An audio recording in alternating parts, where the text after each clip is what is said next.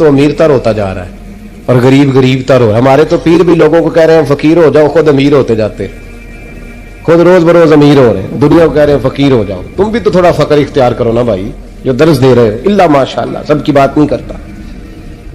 فرماتے ہیں کہ میں نا مزدور لینے گیا, بغداد کے چوک میں مزدور بیٹھے ہوتے تھے.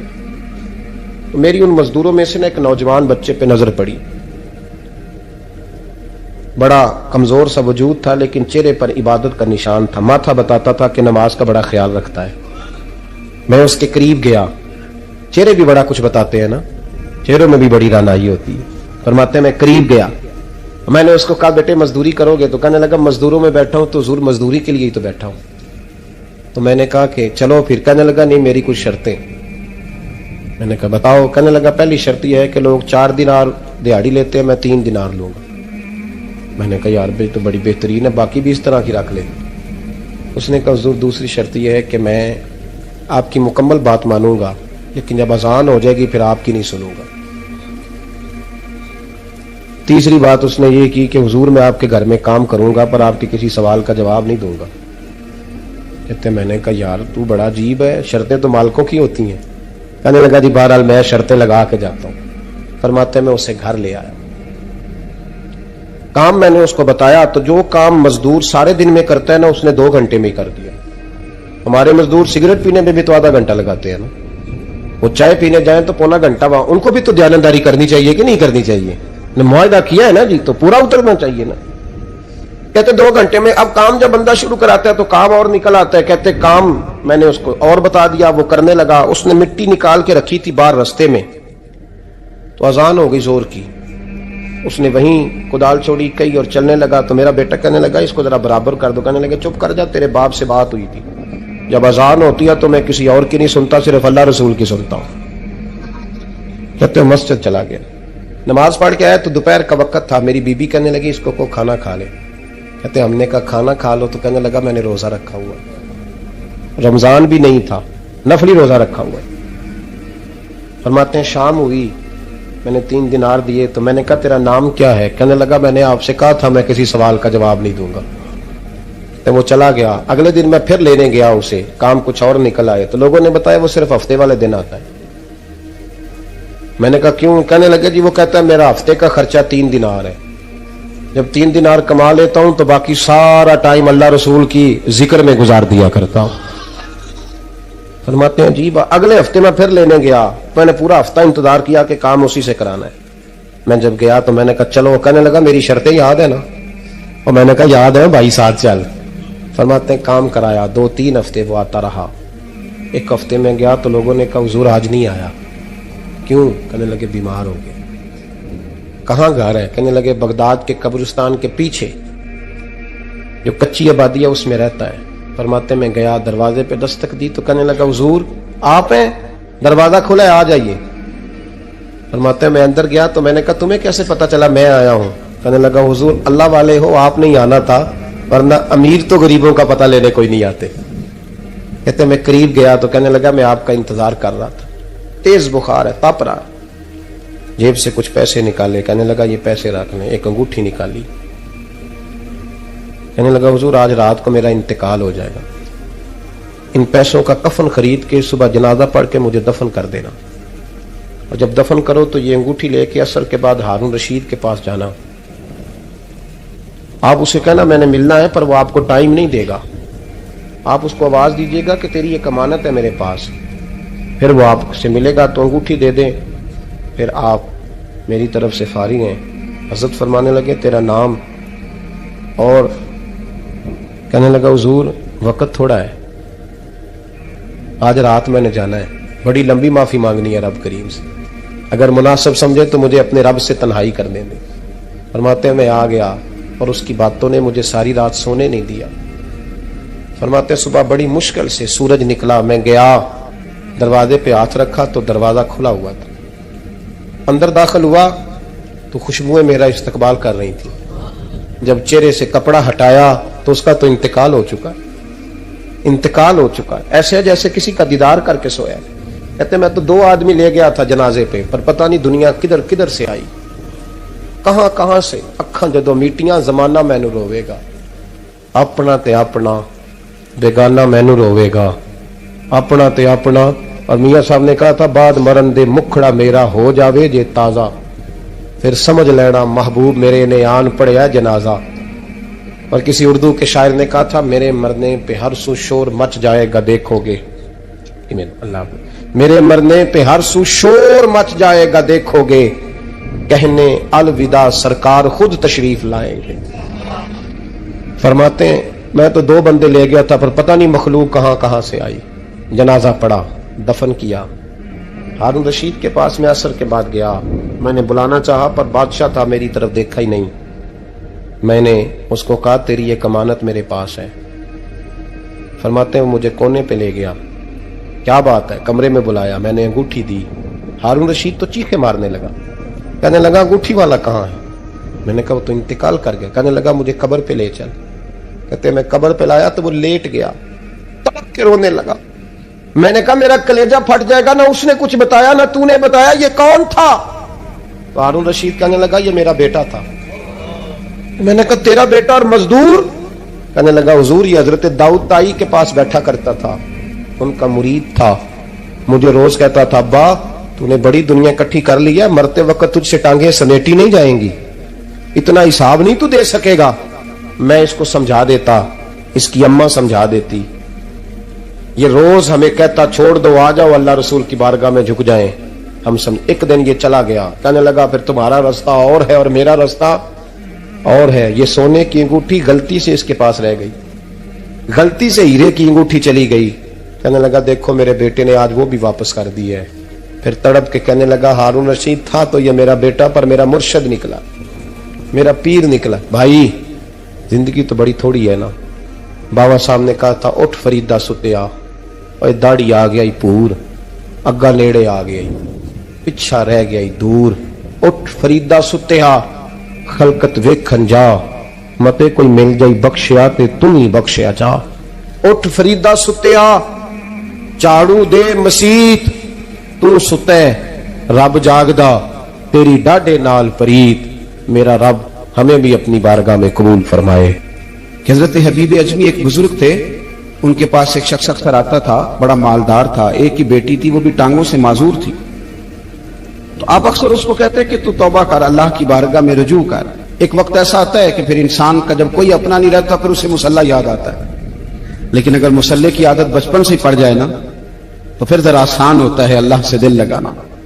वो अक्सर आप उसको कहते कि ठीक हो जाए कि तो बेटी है, वो भी बेचारी माजूर है, तो कहां दौलत ले जाए।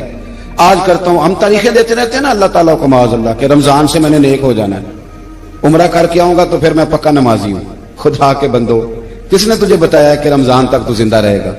किसने खबर की कि उम्रा करने तक तू बचेगा?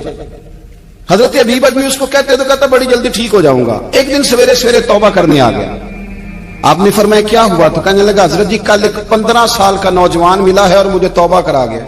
मजा ही इस उम्र में अल्लाह अल्लाह करने का, नबी करीम से मोहब्बत भी करनी हो तो यही उम्र है। इश्क लगा सी खेडा खेड दी नूं ते फिर मैनू खेडा भुल गईयां। कज्जल पाया सी मैं यार दे वेखणे नूं, फिर ओदी याद विच रोंदियां ही डुल गईयां। हैदर शाह इस गली कदे ना रुलदी पर हुण ते रुलदी रुल गईयां।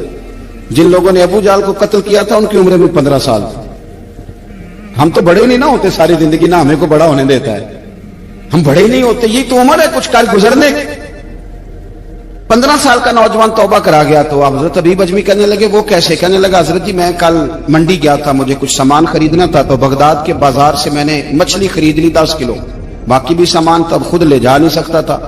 तो मजदूर आपको पता है बेचारे आज भी सड़कों पर बैठे हैं, तो मजदूर बैठे थे तो उनमें एक नौजवान 14-15 साल का, चेहरे पे बड़ी रोशनी।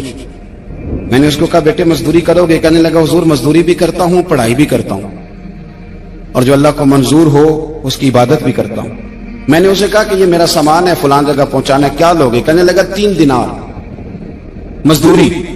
सौदा तय हो गया, उसने सामान उठा लिया। कहते हैं रस्ते में जोहर का वक्त हो गया। कहने लगा चचा अगर इजाजत दो तो नमाज पढ़ दो। 15 साल का जवान। कहते मैं रख के ना वहां सामान तो फट्टे पे बैठ गया और नमाज पढ़ने चला गया। बाकी लोग देर से आए, वो बच्चा जल्दी आ गया। मैंने कहा बेटे आप जल्दी आ गए? कहने लगे नफल छोड़ दिए, आप यही ना समझ लें कि काम चोर है। میں بعد میں پڑھ لوں گا. کہتے ہیں وہ دوپہر کا وقت رمضان بھی نہیں تھا, میں اس بچے کو نوجوان گھر لے گیا اور میں نے اپنی بیوی سے کہا کہ بڑا نیک ہے, نمازی ہے, اور راستے میں یہ بھی ہوا ہے کہ میں نے اسے ایک دفعہ کہا ہے کہ یہ مجھے تھوڑی دیر کے لیے دے دو, گرمی بڑی ہے, تمہیں پسینہ آ رہا ہے, میں اٹھا لیتا ہوں. کہنے لگا نہیں چچا, میں رزق حلال کھاتا ہوں, اگر آپ اٹھائیں گے تو میں 3 دینار مزدوری پوری نہیں لوں گا, پھر پیسے کم کروں گا, میں نے طے کیا ہے کہ اٹھاؤں گا. تو کہتے ہیں میں نے اپنی بیوی کو بتایا تو بڑی متاثر ہوئی, کہنے لگی دوپہر کا کھانا پک گیا, اسے کو روٹی کھا لے. رمضان بھی نہیں تھا. کہتے ہیں میں باہر نکلا, اس کو 3 دینار تھمائے, تو میں نے کہا بیٹے ایک بات میری مانو گے؟ کہنے لگا بتائیے. میں نے کہا کھانا پکائے کھا لو. کہنے لگا میں معافی چاہتا ہوں, میں نے روزہ رکھا ہوا ہے.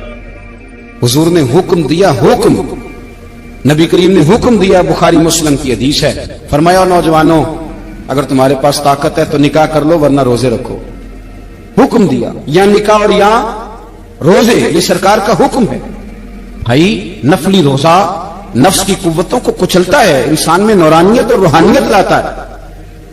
کہتے وہ کہنے لگا میں نے روزہ رکھا ہے. میں اور متاثر ہو گیا, میں نے کہا اب کیا کرو گے, کہیں اور جانا ہے؟ کہنے لگا نہیں, میں جس دن 3 دینار کما لیتا ہوں پھر میں مزید لالچ نہیں کرتا, باقی وقت یا قرآن مجید پڑھتا رہتا ہوں یا نبی پاک پہ درود شریف پڑھتا رہتا ہوں. آپ بتائیں. تو میں نے کہا کہ افطار میرے ساتھ کر لو. کہتے ہیں میں اسے مسجد چھوڑایا اور خود میں لوٹ آیا. افطار کے بعد میں اسے لایا, کھانا کھلایا, عشاء پڑھی. اس کا گھر دور تھا, میں نے ڈرائنگ روم کھول دیا, بیٹھک کھول دی, وہیں وہ سو گیا.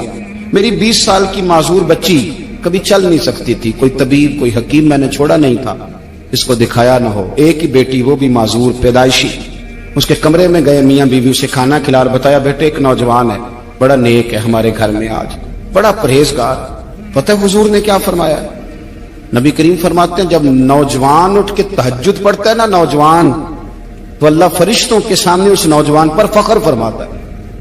اللہ فخر کرتا ہے کہ عمر دیکھو اور دیکھو یہ میری بارگاہ. اللہ فخر کرتا ہے, اللہ یعنی خدا خود میرے مجلس بود, اللہ فخر کرتا ہے. اب سوچے, تو ہم نے اپنی بیٹی کو بتایا کہ نوجوان اور بڑا نیک ہے. تو کہتے ہیں وہ کھانا کھلا کے ہم واپس آ گئے. آدھی رات کا وقت ہوا تو دروازے پہ دستک ہوئی. بچی اپنے کمرے میں سو رہی تھی, ہم اپنے کمرے میں, وہ بیٹھک میں. گھبرا کے اٹھے کہ اس وقت کون ہے دروازے پہ؟ تو بیٹی کہنے لگی ابا دروازہ تو کھولنا. کہتے ہیں دروازہ کھولا تو 20 سال ہو گئے تھے بیٹی کو, کبھی اس نے چل کے نہیں دکھایا تھا, کبھی دوڑ کے ادھر جاتی کبھی ادھر آتی. کہتی الحمدللہ اللہ نے میری ٹانگیں ٹھیک کر دی. ہم دونوں رونے لگے, اے اللہ تو کتنا کریم ہے, کیسے ہوا بیٹے سارا کچھ؟ بیٹی کہنے لگی ابا آپ نے کہا تھا نا کہ نیک نوجوان آیا ہے, تو میرے دل میں خیال آیا اللہ اگر واقعی نیک ہے تو اس کے صدقے مجھے شفا ہی دے دے. یا ایھا الذین آمنوا اتقوا اللہ وابتغوا الیہ الوسیلہ. تو کہنے لگی ابھی میری دعا بھی پوری نہیں ہوئی تو رب کریم نے فضل کیا ہے اور مجھے شفا عطا کر دی. کہتے ہم دوڑ کے اس کے کمرے میں گئے اور جب ہم نے ہاتھ رکھا تو دروازہ پہلے سے کھلا تھا. ایک خط چھوڑ گیا تھا. آج کل کے پیر کی کرامت ہوتی تو فیس بک پہ دے دیتا, باقیوں کو بھی ذرا پتہ چلے. کہتے ہیں وہ خط چھوڑ گیا اپنے بستر پہ کہ اگر تم لوگوں کو مجھ سے محبت ہو گئی ہے تو میرے پیچھے نہ دوڑنا, اس رب کی بارگاہ میں جھکنا جس رب نے میرے اوپر بھی فضل فرمایا ہے اور آپ پر بھی کرم فرمایا. میرے نوجوان دوستو, یہ جو بچپنا ہمیں لوگ کہتے ہیں نا ابھی بچے ہو, ابھی جب آپ بالغ ہو گئے تو نماز فرض ہو گئی, سچ بولنا ضروری ہو گیا, رزق حلال کھانا ضروری ہو گیا. حضرت ابو ذر غفاری رضی اللہ تعالیٰ عنہ فرماتے ہیں میں اپنے ماتحتوں کے حق میں بڑا سخت تھا, سخت تھی میری طبیعت, میرے غلاموں کی جرت ہی نہیں تھی کہ وہ میرے سامنے گفتگو کر سکیں اور ٹھہر بھی سکیں. فرماتے ہیں جس دن میں کلمہ پڑھنے گیا, جس دن میں حضور کی بارگاہ میں, تو میں نے کہا حضور کوئی خاص نصیحت؟ تو نبی پاک نے فرمایا میری نصیحت تیرے لیے یہ ہے کہ جیسا تو نے کھانا ہے ویسا ہی غلام کو کھلانا ہے, جیسا تو نے پہننا ہے ویسا ہی غلام کو پہنانا ہے. حضرت ابو ذر کہتے ہیں جو میرے اندر کمی تھی وہی میرے نبی نے نصیحت کر دی, جو میرے اندر کوتاہی تھی وہی غیب جاننے والے رسول نے بتلا دی. فرماتے میں گھر گیا, جب میں جاتا تھا تو ملازموں کا سانس خشک ہو جاتا تھا, وہ کانپنے ہانپنے لگتے تھے کہ جانے اب یہ کیا کرے گا. حضرت ابو ذر غفاری فرماتے میں گیا, ایک شخص سے میں نے کہا کھانا پکاؤ, کھانا پکایا, دسترخوان پہ لگایا اور اپنے سارے ملازموں کو کہا آؤ یار میرے ساتھ بیٹھ کے روٹی کھاؤ, آؤ سارے میرے ساتھ بیٹھ کے کھانا کھاؤ. فرماتے انہوں نے کھانا کھایا, پھر میں ان کو بازار لے گیا, جیسے کپڑے میں پہنتا تھا ویسے میں نے ان کے لیے بھی خریدے. فرماتے ہیں میرے غلام کہنے لگے آقا خیر تو ہے نا, خیریت تو ہے نا, کیا ہوا, مزاج مبارک تو ٹھیک ہے, کیا ہو گیا؟ اور یہ جو ہم فضا کو اتنا خوبصورت دیکھ رہے ہیں, اور یہ جو ہم اتنی پیاری ریمجھم برستی دیکھ رہے ہیں یہ جاری رہے گی یا ایک دن کی ہے؟ تو حضرت ابو ذر غفاری رو پڑے، کہنے لگے اب تمہیں ابو ذر غفاری بدلا ہوا ملے گا، اس لیے کہ اب میں وہ نہیں رہا، اب میں رسول اللہ کا کلمہ پڑھ کے غلام مصطفیٰ بن گیا ہوں، اب میں بدل گیا ہوں، میری طبیعت بدل گئی۔ غلاموں کے حق میں حضرت مولا علی شیر خدا غلام کو لے کر کے گئے دکان پر، حضرت مولا علی غلام کو لے کر گئے کپڑے کی دکان پر، 2 جوڑے خریدے، ایک کم قیمت کا، ایک زیادہ قیمت کا، ایک کم قیمت کا، ایک زیادہ قیمت کا، 2 جوڑے خریدے۔ جب واپس لوٹے تو غلام سے کہنے لگے تو اپنا لے لے۔ غلام کو پتا تھا کہ اس زمانے میں ہوتا کیا تھا، اس نے کم قیمت کا جوڑا اٹھایا۔ حضرت علی فرمانے لگے عجیب آدمی ہے، یہ تو تیرا نہیں، یہ تو میرا ہے۔ اس نے کہا حضور کس طرح سے؟ آپ فرمانے لگے تیرے لیے قیمتی جوڑا اس لیے خریدا ہے کہ تو جوان ہے، اور میں نے اپنے لیے اس لیے چھوٹا خریدا ہے کہ میں تو اب بوڑھا ہو گیا ہوں، مجھے تو حاجت نہیں۔ کہنے لگا حضور بوڑھے اور جوان کا مطلب نہیں، آپ علی ہیں، من کنت مولا فہذا علی، علی مولا، علی مولا، آپ چونکہ مولا علی ہیں اور آپ امیر المومنین ہیں، لہذا آپ نے تخت پر بیٹھنا ہے، آپ نے سلطنت کو چلانا ہے، آپ پہ نہیں ہے۔ حضرت علی فرمانے لگے تو میرا غلام بنا ہے نا، تو نے ابھی میرے نبی کا دیدار نہیں نہ کیا، تو بعد میں آیا ہے نا، اگر تو اس دور میں ہوتا تو جان جاتا کہ یہ عمل میرا ہے، پر اس کے پیچھے جو نصیحت کے پھول ہیں وہ مصطفیٰ کے عطا فرمائے ہوئے ہیں۔ تو بھائی یاد رکھیں، نبی کریم سید عالم صلی اللہ تعالی علیہ وآلہ وسلم نے تعین فرمایا مزدور کے حقوق کا، تعین کیا۔ حضرت حکیم بن حزام کہتے ہیں میں حضور کی بارگاہ میں بیٹھا تھا تو نبی پاک صلی اللہ علیہ وسلم سے میں نے کہا یا رسول اللہ آپ کو کون سا آدمی پسند ہے، کون سا محنت کرنے والا پسند ہے؟ تو حضور نے فرمایا جس کے دونوں ہاتھ کام کریں، دونوں پیر چلیں اور اس کی پیشانی پر پسینہ آئے، وہ بندہ مجھے بڑا اچھا لگتا ہے۔ جس کی پسینہ آئے، آج لوگ مزدوری نہیں کرتے، دائیں بائیں دیکھتے ہیں، لوگ اپنے اندر وہ توانائی، وہ غیرت، وہ خودداری پیدا نہیں کرتے۔ بھائی گردن کو جھکا دیتا ہے خیرات کا پتھر، جہاں میں مانگنے والوں کے سر کبھی اونچے نہیں ہوتے۔ اور ایک بار کہنے لگے غیرت ہے بڑی چیز جہاں نے تگ و دو میں پہناتی ہے یہ فقر کو تاج سردارا۔ اپنے اندر یہ توانائی پیدا کرنی چاہیے، یہ کوشش کرنی چاہیے۔ میرے نبی کریم صلی اللہ علیہ وسلم نے فرمایا تمہارے بعض گناہ ایسے ہیں جو صرف تم مزدوری کرنے جاؤ گے تو اللہ تمہاری مزدوری کی وجہ سے ہی تمہارے گناہ معاف فرما دے گا، اللہ تمہاری محنت اور کوشش کے سبب سے تمہاری ان غلطیوں سے درگزر فرمائے گا۔ حبیب کریم سید عالم صلی اللہ علیہ وسلم نے فرمایا مزدور جب قیامت کے دن آئے گا، بھئی عالم تو آیا، صوفی تو آیا، درویش تو آیا، صحابہ تو آئے، ان کا آنا تو شفاعت کے لیے شمار کیا گیا۔ میرے مصطفیٰ نے فرمایا جب مزدور آئے گا، مزدور کی سب سے بڑی غلطی یہ ہے کہ مزدور اپنے آپ کو نیچ سمجھتا ہے، مزدور کی سب سے بڑی غلطی یہ ہے کہ یہ اپنے آپ کو چھوٹا سمجھتا ہے، اس کی زیادتی یہ ہے کہ یہ اپنی سوچ کو بڑا نہیں کرتا، یہ سمجھتا ہے نہیں کہ بھائی میں تو 2 ہاتھوں کی محنت کی کمائی کھاتا ہوں، یہ آرزو کرم اور میں آپ سے کروں، یہ بھیک اس کو دیجیے جس کا خدا نہ ہو۔ مزدور کی زیادتی یہ ہے کہ یہ اپنے آپ کو چھوٹا جانتا ہے۔ میرے مصطفیٰ نے فرمایا جب مزدور محنت کرنے والا قیامت کے دن آئے گا تو اس کا چہرہ اس طرح چمکے گا جس طرح 14ویں کا چاند چمکا کرتا ہے، اس قدر اس کا چہرہ چمکے گا جب آئے گا وہ صبح قیامت۔ میرے بھائیو مزدور ایک عظیم شخصیت کا نام ہے، محنت کرنا، اپنے دونوں ہاتھوں سے مشقت کرنا، جدوجہد کرنا۔ مجھے کئی سارے لوگ، میں جب ملک کے مختلف گوشوں میں جاتا ہوں تو کئی سارے لوگ کہتے ہیں آپ کے ابا جی کا مزار کدھر ہے، آپ کس مزار کے سجادہ نشین ہیں؟ تو میں ان سے کہتا ہوں میں سجادہ نشین نہیں، میں تو کسان کا بیٹا ہوں، اور میں اس شخص کا بیٹا ہوں جو رات کو 2 بجے اٹھ کے بھی گھر سے نکلتے تھے 2 نفل پڑھ کے، تو ہم پوچھتے تھے کہ اماں جی ابا جی کہاں گئے؟ تو کہتے تھے چند کھیتوں کو پانی لگانا تھا، اور رات کو رخصت ہو گئے۔ فخر کی بات ہے، یہ اعزاز کی بات ہے، یہ اعزاز کی بات ہے۔ ہم نے ساری زندگی ان کے ہاتھ پہ چھالے دیکھے، لیکن بات لفظ زبان پر یہی دیکھی کہ بیٹا عزت والا وہی ہوتا ہے جو اپنے ہاتھوں سے محنت کر کے روزی کھایا کرتا ہے۔ بھائی یاد رکھیں یہ اعزاز کی بات ہے، اعزاز۔ مزدور کا بیٹا فخر کرے، کسان کا بیٹا ناز کرے، وہ جو آدمی سویرے جاتا ہے ویلڈنگ کا پلانٹ لے کے کام کرنے اس کا بیٹا ناز کرے، وہ جس کا باپ بھاوڑا چلاتا ہے، چھینی چلاتا ہے، تھوڑا چلاتا ہے، وہ ناز کرے۔ اور مزار صرف ان لوگوں کے نہیں ہوتے جو اللہ اللہ کرتے ہیں، ہو کرتے ہیں، وہ تو قابل اعزاز ہیں اللہ کے بندے، ان کے بھی مزار ہوتے ہیں۔ مزار وہ بھی ہوتا ہے جس کو میرے مصطفیٰ نے فرمایا القاسم حبیب اللہ، جو محنت کرتا تھا، ہاتھوں سے جدوجہد کرتا تھا، وہ بھی تو اللہ کا دوست ہے نا، اس کا بھی تو مزار ہے نا، اس کی بھی تو قبر پر انوار ہے جو اللہ کا محبوب ہو کے گیا۔ تو بھائی اپنا اعزاز جانے سمجھے اس بات کو۔ میرے مصطفیٰ کریم صلی اللہ علیہ وسلم مزدور کو عزت دیتے، وقار دیتے، اور جو حضور کے گھر میں خادم ہوتے ان کی ناز برداری کرتے. ہمارے گھر میں جو بی بی برتن دھوتی ہے وہ ہمارے ساتھ بیٹھ کے روٹی نہیں کھا سکتی، اس کو یہ اجازت نہیں ہوتی. ہمارا جو مزدور ہوتا ہے نا، ایک صاحب کہنے لگے یہ بچہ میرے پاس کام کرتا ہے، اس کے ابا جی بھی کرتے تھے. تو میں نے کہا اس کا مطلب یہ ہے کہ تم نے آگے نہیں بڑھنے دیا. تم نے کہا مزدور ہی رہنا ساری زندگی، یہی رہنا میرے پاس، آگے نہ بڑھنا. میرے مصطفیٰ کریم سید عالم صلی اللہ علیہ وسلم کے پاس جو لوگ کام کرتے تھے، محنت کرتے تھے، مشقت کرتے تھے، ہمارا ملازم ڈرتا ہے، کامتا ہے، وہ بات کرتا ہے تو صاحب جی کہتے کہتے زبان تھکتی ہے، 100 دفعہ موڈ کو دیکھتا ہے، گالیاں کھاتا ہے بیچارہ، اس کی عزت نفس کو اچھالا جاتا ہے، اس کو رسوا کیا جاتا ہے، اور وہ بیچارہ رات کو رضائی میں منہ دے کے روتا ہے کہ یار میرے نصیب صرف اس لیے کمزور ہیں کہ میں غریب کے گھر میں پیدا ہوا ہوں. ہم احساس نہیں کرتے، اور مزدور کو کبھی موقع مل جائے جان چھوٹنے کا تو بھاگ جاتا ہے. ہمارا کردار اور اخلاق ایسا نہیں ہوتا. حضرت زید بن حارثہ رسول اللہ کے غلام تھے، نبی پاک کے گھر میں جھاڑو دیتے تھے، برتن مانجتے تھے. یہ بچپن میں اپنے قبیلے سے گم ہو گئے تھے، کسی نے اغوا کر کے لا کر کے بیچ دیا تھا، گم ہو گئے تھے. حضور کی بارگاہ عالی مرتبت میں لائے گئے.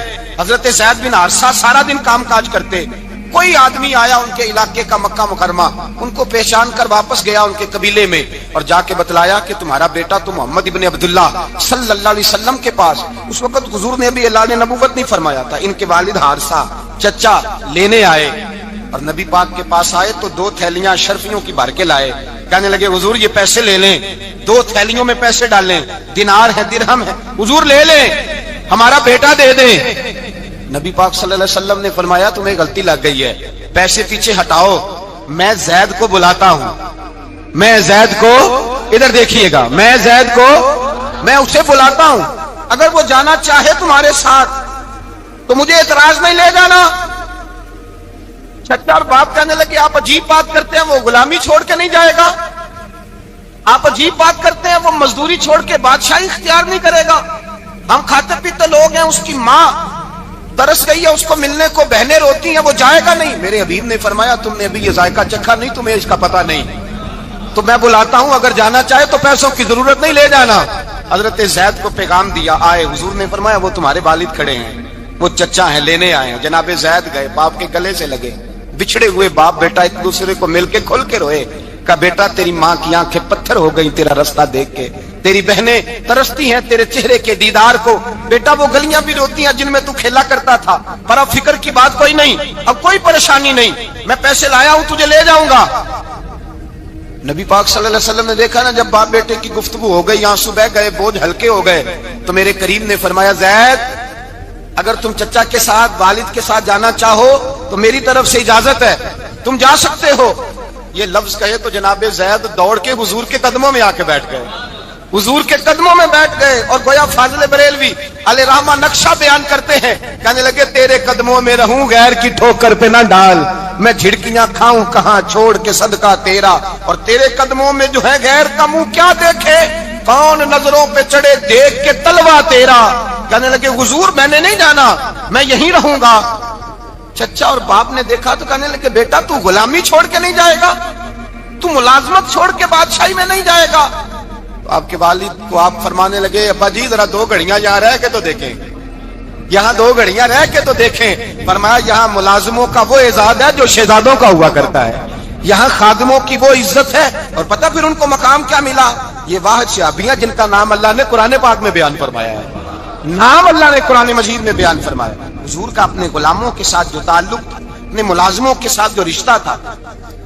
بڑا آدمی آتا ہے نا، بڑا آدمی تو لوگوں کی سانس سوکھ جاتے ہیں، اٹھ کے ملتے ہیں، بڑا کچھ کرتے ہیں. مزدور آتا ہے تو لوگ اوئے کہہ کے پکارتے ہیں، ان کو خبر ہی نہیں کہ اس شخص کا اعزاز کتنا ہے. حضرت انس بن مالک رضی اللہ تعالیٰ عنہ فرماتے ہیں میں چھوٹا سا تھا، میری اماں مجھے حضور کے گھر چھوڑ گئی، میں نے 10 سال نوکری کی نبی پاک کی. کتنے سال بولیے؟ 12ویں دن لوگ کہتے ہیں بس بھائی ختم ہو گیا، اب فرینکنس ہو گئی ہے، اب جو مرضی تیرے ساتھ کریں گے. 10 سال نوکری کی میں نے، لیکن جناب انس فرماتے ہیں نبی پاک نے کبھی مجھے اف تک بھی نہیں کہا تھا، اف تک بھی نہیں کہا تھا، اف تک بھی. حضور نے بھیجا جاؤ فلاں آدمی کو بلا کر کے لاؤ.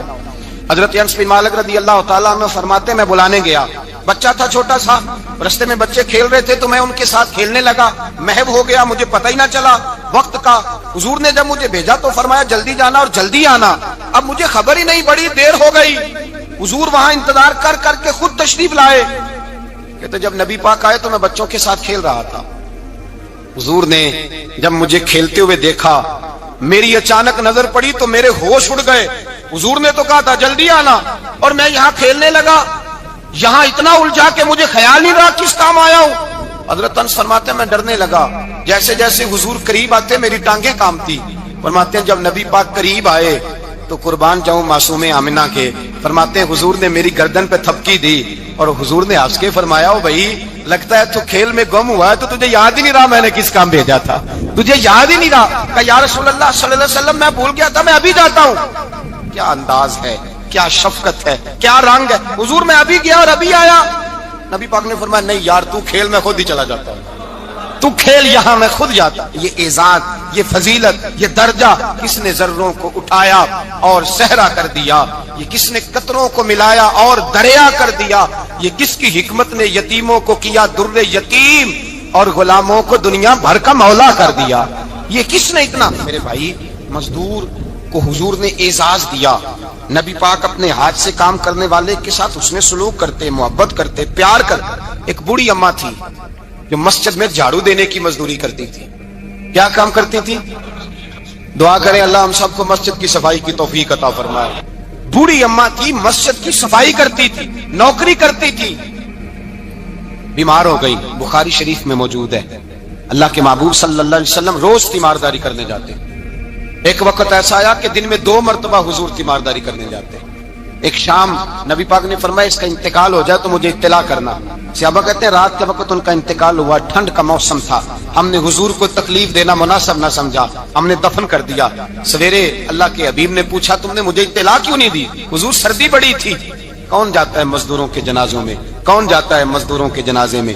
یہاں تو اب جنازے بھی سیاسی ہو گئے ہیں. اب تو کوئی بہت بڑا امیر آدمی فوت ہو جائے تو وہاں رش ہوتا ہے، وہاں رش ہوتا ہے. غریبوں کا تو جنازہ بھی کوئی نہیں پڑتا. حضرت جناب سیدنا ابو ہریرہ رضی اللہ تعالیٰ عنہ فرماتے ہیں حضور نے فرمایا مجھے اطلاع کیوں نہیں دی؟ تمہیں اس کے اعزاز کا نہیں پتا؟ وہ مزدور تھی، مسجد میں جھاڑو دیتی تھی، تم نے خبر ہی نہیں دی. حضور وصال ہو گیا، فرمایا چلو مجھے بتاؤ قبر کہاں ہے. حضور سارا کچھ جانتے ہیں لیکن یہ ساری تمہید اس لیے بیان کی کہ ایک مزدور کی شان واضح ہو جائے. فرمایا بتاؤ قبر کہاں ہے. صحابہ کہتے ہیں ہم قبر پہ لے گئے تو میرے نبی نے فرمایا صفے بناؤ میں دوبارہ جنازہ پڑھاؤں. اب بڑی خوبصورت بات آئی، ساری خوبصورت تھی، بڑی پیاری بات آئی. دنیا میں سب سے حسین چہرہ اللہ نے اپنے رسول کو عطا فرمایا ہے. نبی پاک کا چہرہ بھی حسین ہے. مکھ چند بدر شاہ شانی ہے، متھے چمک دی لاٹ نورانی ہے، کالی زلف تے اکھ مستانی ہے، مخمور اکھی ہے مد بھری. پیارا چہرہ ہے. حضور کا جتنا چہرہ پیارا تھا اتنے ہی حضور کے اخلاق بھی بڑے پیارے تھے. لیکن میرے نبی پاک علیہ السلام جب آئینہ دیکھتے، کیا دیکھتے؟ حضور جب آئینہ دیکھتے، ہمارے نوجوان بھی سارا دن آئینے کے آگے کھڑے رہتے، کبھی بال اس طرح کے بناتے ہیں کبھی اس طرح کے. تو میرا کئی دفعہ دل کرتا ہے کہ میں ان سے کہوں کہ تو آئینے کو کہہ رہا ہے جھوٹ بول، پر وہ کیسے بولے؟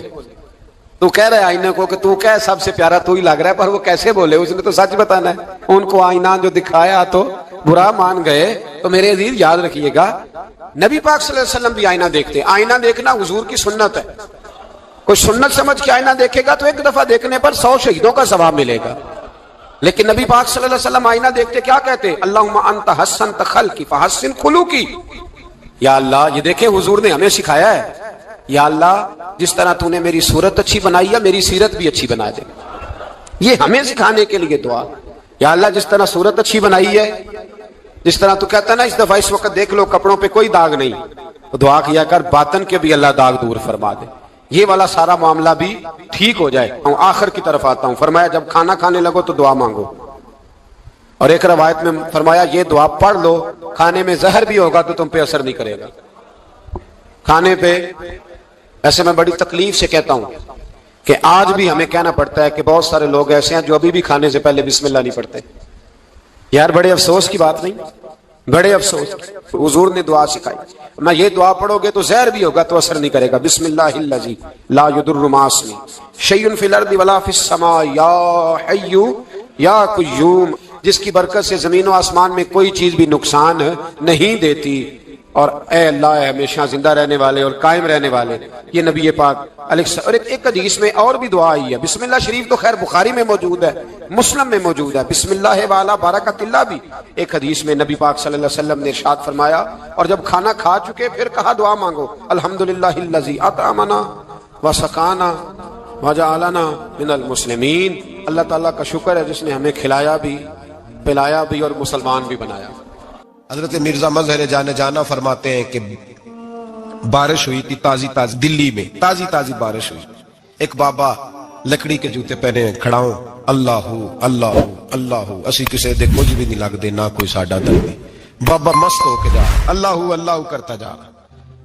ایک طوائف اپنے کوٹھے سے اتر کے تو سیڑھیوں پہ بیٹھی تھی، ساتھ اس کا یار بھی بیٹھا تھا، بابا اپنی مستی میں جا رہا ہے، تو بابا جی کے پیروں سے کچھ مٹی اڑی تو اس عورت کے کپڑوں پہ پڑ گئی، پرواہ نہیں، بزرگ گزر رہے، وہ یار اس کا دوڑا ہوا آیا، اس نے آ کے تھپڑ مارا، کا خیال نہیں سارے اس کے کپڑے آلودہ کر دیے، تو کدھر تیرا دماغ نہیں ٹھیک؟ بابا نے نظر اٹھائی، کا بیٹے میں نے دیکھا نہیں، چل اللہ تیرا بھلا کرے، تو نے بدلہ لے لیا۔ بابا جی چپ کر کے وَإِذَا خَاطَبَهُمُ الْجَاهِلُونَ قَالُوا السَّلَامَ، چپ کر کے گزر گئے۔ ٹھنڈ کا موسم تھا، بارش تازہ ہوئی تھی، حلوائی دودھ کاڑ رہا تھا، اس نے بٹھایا بابا جی کو پھٹے پہ، پیالہ پکڑا، دوڑ کے آگے بڑھا، بزرگ آ گئے، آئیے بیٹھیے، دودھ کا گرم گرم پیالہ شکر ڈال کے دیا، بابا جی نے دودھ پیا، پھر نظر جھکی، پھر رنگ بدلا، کہنے لگے مالک تو کتنا بے نیاز ہے، کہیں تھپڑ مرواتا ہے، کہیں دودھ پلاتا ہے، تیری بے نیازی ہے نا، ادھر تھپڑ مروایا یہاں دودھ پلایا، تو ہی جانتا ہے تیرے رنگ کیا ہے۔ ابھی بابا وہیں بیٹھا تھا، توڑے آئے، پیچھے سے لوگ، شور ہوا، بابے کو دبوچ کے وہاں لے گئے جہاں اس نوجوان نے تھپڑ مارا تھا، کہا تو اللہ کا بندہ ہے، اللہ کے بندے بد دعا تو نہیں دیتے، ہوا کیا؟ کہا تو نے بد دعا دی ہے؟ کہا نہیں دی، بات بتاؤ۔ کہنے لگے اس نے تجھے تھپڑ مارا ہے، چھت پہ چڑھا ہے، پیر پھسلا ہے، گردن کے بل گرا ہے، منکا ٹوٹ گیا، مر گیا ہے، تو نے بد دعا دی ہے۔ بابا جی کہنے لگے یار میں نے تو دوسرا لفظ بھی نہیں کہا، بھلا ہو کہہ کے گزرا ہوں، میں نے نہیں بد دعا دی۔ کہا تو نے دی ہے تبھی تو مر گیا، کہا نہیں دی۔ کہا بابا تو بزرگ آدمی ہے، سچ بول۔ تو بابا جی کہنے لگے سچ سنو، پھر میں آ رہا تھا، میرے پیروں سے مٹی اڑی، اس کے یار کے کپڑوں پہ پڑی، اسے برا لگا، اس نے مجھے مارا، جب اس نے مجھے مارا تو میں کوئی لاوارث تو نہیں تھا، جب اس نے مجھے مارا تو میں کوئی لاوارث تو نہیں تھا، مجھے دشمنوں نہ چھیڑو، میرا ہے کوئی جہاں میں ابھی پکار لوں گا، نہیں دور ہے مدینہ، اس نے مجھے مارا تو میں کوئی لاوارث تھا کہ میرا بدلہ کوئی نہ لیتا، اس نے مجھے مارا ہے تو میرے یار کو برا لگا تو اس نے اسے مار دیا ہے، میری تو غلطی کوئی نہیں، یاروں کا جھگڑا ہے، یہ تو دوستوں کا جھگڑا ہے، یہ تو یاروں کا جھگڑا ہے، کوئی غلطی نہیں میری، کوئی غلطی نہیں، خش جنہ قدر نہیں میرا، اے میرے صاحب نو وڈیائیاں، میں تے گلیاں دا روڑا کوڑا، میں گلیاں دا روڑا کوڑا، مینوں محل چڑھایا ہے سائیاں، مینوں محل چڑھایا ہے سائیاں۔ فرمایا اس نے مجھے لوارث سمجھا تھا کہ تھپڑ مار کے گزر جائے، میرا کو پوچھے گا ہی نہیں۔ میرے رسول پاک علیہ السلام کے بارے میں رب فرماتے ہیں ابھی میں تو تیرے ہوتے ہوئے کافر کو سزا نہیں دیتا کہ تو موجود ہے۔ یاد رکھیں حضرت فضیل بن عیاض فرماتے ہیں ایک جوان تھا، مسجد میں آیا، لوگوں سے کہنے لگا روٹی کھلاؤ، کسی نے توجہ نہ کی، اس نے کہا میں رب بتانے والا ہوں، میری طرف دیکھو تو صحیح، کسی شخص نے خیال ہی نہ کیا۔ پھر اس نے کہا یار تھوڑا سوچو، نمازیوں سے کہا، اہل علاقہ سے کہا، انہوں نے کہا تیری طرح کے بڑے درویش دیکھیں۔ مسجد کے محراب میں وہ رب کریم کا بندہ انتقال کر گیا، جب فوت ہو گیا نا، لوگوں کا مزاج ہے بیمار کو دوائی نہیں دیتے، جنازے پہ وقت پہ پہنچ جاتے ہیں، جب کوئی گر رہا ہوتا ہے تو سہارا کوئی نہیں دیتا، جب کوئی گر جاتا ہے ٹانگ ٹوٹ جاتی ہے تو تیمارداری کو زمانہ پہنچ جاتا ہے۔ اور بزرگ وہ نوجوان اللہ کا نیک بندہ مسجد کے محراب میں فوت ہو گیا۔ حضرت فضیل ابن عیاض کہتے ہیں امام صاحب نے اعلان کیا چندہ دو، کوئی لاوارث فوت ہو گیا، کفن دینا، چندہ کٹھا ہوا، کفن خریدا، جنازہ پڑا، عشاء کے بعد دفن کر کے آئے، فجر کی نماز کے لیے جب امام اور مؤذن مسجد میں آئے تو چیخیں مارنے لگے، تڑپنے لگے، دور دور تک آوازیں پھیل گئی، دنیا دوڑی آئی، کیا ہوا؟ کہنے لگے وہ جو تم نے کفن پہنایا تھا وہ یہاں پڑا ہوا ہے، اور دیکھو کفن پہ تحریر لکھی ہے۔ تحریر کیا ہے؟ عرش کے مالک نے فرمایا میرے دوست نے روٹی مانگی تم نے دی نہیں، اس نے تمہیں میرے قریب کرنے کے لیے اپنی طرف توجہ کرائی، تم نے کی نہیں، اور میرا یار تمہارے کفن کا محتاج تھا، سنبھال کے رکھو اپنا کفن، میں نے اسے جنت کا لباس عطا فرما دیا، سنبھال کے رکھو، یہ کوئی لاوارثوں کا ٹولہ ہے؟ یاد رکھیں جو وارث والے ہیں ان کا رنگ اور ہے، جو ماننے والے ہیں ان کا مزاج اور ہے، اپنی زندگی لوارثوں کی طرح نہیں۔ اللہ تعالیٰ اپنے بندوں سے بڑی ہی محبت فرماتا ہے، بغیر طلب کے، بغیر دعا کے رزق، مال، اولاد، صحت، عافیت، دوست، احباب، ماں باپ، یہ سب نعمتیں اللہ بغیر طلب کے بندوں کو عطا فرماتا ہے۔ اللہ تبارک و تعالی اپنے بندوں کے حق میں رحمت والے فیصلے کرتا ہے، درگزر والا معاملہ فرماتا ہے۔ جگہ جگہ قرآن مجید میں اللہ تعالیٰ نے اپنے بندوں پر رحمت کرنے کا ذکر فرمایا، ان اللہ یغفر الذنوب جمیعا، فرمایا بے شک رب تمہارے سارے ہی گناہ معاف فرما دے گا، تم نا امید نہ ہونا، وہ معاف کر دے گا تمہیں۔ قرآن مجید میں فرمایا ان اللہ بالناس لرؤوف الرحیم، بے شک اللہ اپنے بندوں پر بڑا ہی مہربان اور نہایت ہی رحم کرنے والا، رؤوف اور رحیم ہے، بڑا مہربان ہے، کرم فرماتا ہے۔ اللہ تعالیٰ اپنے بندوں سے بڑا جلد راضی ہو جاتا ہے، وہ اپنے بندوں کو بہت زیادہ مشقت میں نہیں ڈالتا، وہ اپنے بندوں سے اپنی نعمتوں کا بدلہ نہیں چاہتا، بہت سخت مشقت والی عبادتیں نعمتوں کے بدلے نہیں چاہتا، وہ بڑی جلدی رحم فرماتا ہے۔ ماں پیار کرتی ہے اپنے بچے سے، لیکن وہ ناراض بھی ہو جاتی ہے بعض چیزوں میں، بعض معاملات اس کا دل بھی دکھاتے ہیں، بعض جگہ وہ رو کے یہ بھی کہتی ہے کہ تو نے میری محبت کا کوئی نتیجہ نہیں مجھے دیا، میری ساری کمائی تو نے ضائع کر دی۔ والد بہت ساری جگہوں پہ ناراض ہوتا ہے، شکوہ کرتا ہے، کہتا ہے میری بیماریوں کی، پریشانیوں کی، بڑھاپے کی، کمزوریاں کا سبب بیٹے تو ہی بن گیا، یہ ساری تکلیفیں تو ٹھیک ہو جائیں تو میری شاید عمر بھی بڑھ جائے، صحت بھی ٹھیک ہو جائے، میں زیادہ دیر جوان رہ سکوں۔ ناراض ہوتے ہیں ماں باپ، اسی طرح ماں باپ راضی بھی ہو جاتے ہیں، وہ بڑی جلدی راضی ہو جاتے ہیں۔ میں اکثر کہتا ہوں کہ والد کو راضی کرنے میں 5-7 منٹ لگ جاتے ہیں، اماں تو 1.5-2 منٹ میں راضی ہو جاتی ہے، ابا جی کو 5-7 منٹ لگتے ہیں، کئی دفعہ کہنا پڑتا ہے، کوئی دلائل دینے پڑتے ہیں، لیکن والدہ کے لیے تو کچھ بھی نہیں، آپ نیرا جا کے پیروں میں بیٹھ ہی جائیں، کچھ بھی نہ کریں، آپ پورا روئیں نہ، رونے والا منہ ہی بن جائے، تو اماں تو نرم ہی نرم ہے، جس وقت جو مرضی آپ کرا لیں ہو گیا۔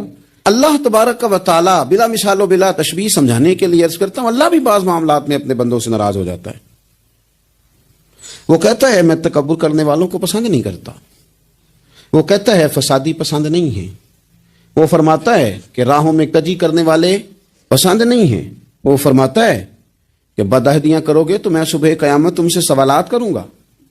اللہ تبارک و تعالیٰ بہت ساری چیزوں کو ناپسند کرتا ہے، ناراض ہو جاتا ہے، بلکہ نبی پاک صلی اللہ تعالی علیہ وسلم نے فرمایا تم بات کرتے کرتے کوئی ایسا جملہ بول دیتے ہو کہ رب اتنا ناراض ہوتا ہے کہ تمہیں پتہ بھی نہیں ہوتا، تمہارے لیے جہنم کا فیصلہ کر دیتا ہے۔ اس لیے پہلے تولو پھر بولو، خود اپنے لفظوں کی تو تم پہرے داری کرو نا کہ میں کیا کہہ رہا ہوں، کوئی ایسا جملہ، کوئی ایسی بات وارثہ مان کری نہ وارثاندہ، کوئی ایسی بات نہ تمہاری زبان سے نکلے۔ اور حضور یہ بھی فرماتے ہیں کہ اس کا دوسرا پہلو بھی ہے، بعض اوقات تم بات کرتے کرتے ایسا جملہ کہتے ہو وہ اتنا راضی ہوتا ہے کہ تمہارے لیے جنت کا فیصلہ فرما دیتا ہے۔ مسلمان کو اب یہ حکم ہے، اس ساری گفتگو کا نتیجہ یہ ہے کہ وہ اپنے جذبات پر، خیالات پر، نگاہوں پر، زبان پر، کانوں پر تھوڑی توجہ دے، بے لگام نہ بنے، بے ترتیب نہ بنے، جو طبیعت میں آئے کر نہ گزرے، تھوڑا سا نہ سوچے سمجھے اور تھوڑا سنبھل کے چلے، کبھی ان کاموں کی طرف نہ جائے جن سے رب ناراض ہو جاتا ہے، ان کاموں کی طرف بڑھے جن سے اللہ راضی ہوتا ہے۔ میرے نبی پاک صلی اللہ تعالی علیہ وآلہ وسلم نے ارشاد فرمایا، بعض احادیث میں لفظ یہ ہیں کہ اللہ اپنے بندوں کو دیکھ کے مسکراتا ہے جو اس کی شان کے لائق۔ جس ترتیب سے ہم مسکراتے ہیں، جس ترتیب سے ہم روتے ہیں، جس ترتیب سے ہم کسی بات کا اظہار تشکر کرتے ہیں، خدا ان باتوں سے پاک ہے۔ اب بہت ساری حدیثوں میں آیا کہ وہ مسکراتا ہے، تو کیا مطلب ہے مسکرانے کا؟ تو علماء تفسیر نے لکھا ہے مسکرانے کا مطلب یہ ہے کہ وہ بڑا ہی راضی ہوتا ہے اپنے بندے سے، بڑا راضی ہوتا ہے، یہ مطلب ہے۔ ایک تو مسکرانے کا مطلب یہ کہ وہ بڑا راضی ہو گیا، بڑا راضی ہو گیا، وہ مسکرا دیا اپنے بندے پہ، اور ایک اس کا معنی خود نبی پاک صلی اللہ تعالی علیہ وسلم نے بیان فرمایا، مسند امام احمد بن حنبل میں حدیث ہے، حضور سید عالم علیہ السلام سے صحابہ نے پوچھا یا رسول اللہ شہید تو بڑے لوگ ہوتے ہیں، شہیدوں میں افضل کون ہے؟ تو اللہ کے حبیب علیہ الصلوۃ والسلام فرمانے لگے وہ والا بندہ جو ڈٹ گیا تھا کافروں کے مقابلے میں، وہ ہلا نہیں، پوری طرح ڈٹ کے جو لڑا وہ شہداء میں افضل ہے۔ حضور فرماتے ہیں وہ جنت کے بالا خانوں میں سیر کرے گا اور رب اسے دیکھ کے مسکرائے گا، رب اسے دیکھ کے مسکرائے گا، اللہ تعالیٰ مسکراتا ہے اسے دیکھ کے۔ اور اگلے جملے میں حضور نے وضاحت کر دی، فرمایا جب رب دنیا میں کسی پر مسکراتا ہے نا تو اس کا معنی یہ ہے کہ قیامت میں پھر اللہ اس سے حساب کوئی نہیں لے گا۔ جس پر اللہ دنیا میں مسکرا دیا اس سے کوئی حساب، تو وہ کام ڈھونڈنے چاہیے نا جس سے اللہ مسکرائے۔ ویسے کبھی ہم ایسا کرتے ہیں کہ نہیں کہ کسی کو راضی کیا جائے؟ یہ کام ہم کرتے ہیں کہ ہماری کمپنی کا جو سربراہ ہے وہ ہم سے راضی رہے، جس ادارے میں ہم پڑھاتے ہیں اس ادارے کا بڑا ہم سے راضی رہے، یہ کرتے ہیں ہم۔ اس کے لیے کچھ نہ کچھ ہیلے بہانے ہم کرتے ہیں، برادری، قبیلہ، علاقہ، بستی، لوگ کسی طریقے سے ہمارے ساتھ مطمئن رہیں، کرتے ہیں نا یہ سارے کام۔ اس میں تھوڑی مشکل بھی ہمیں آتی ہے لیکن کرتے ہیں، کیا کریں؟ گھر میں بھی کئی دفعہ ایسا ماحول بنانا پڑتا ہے۔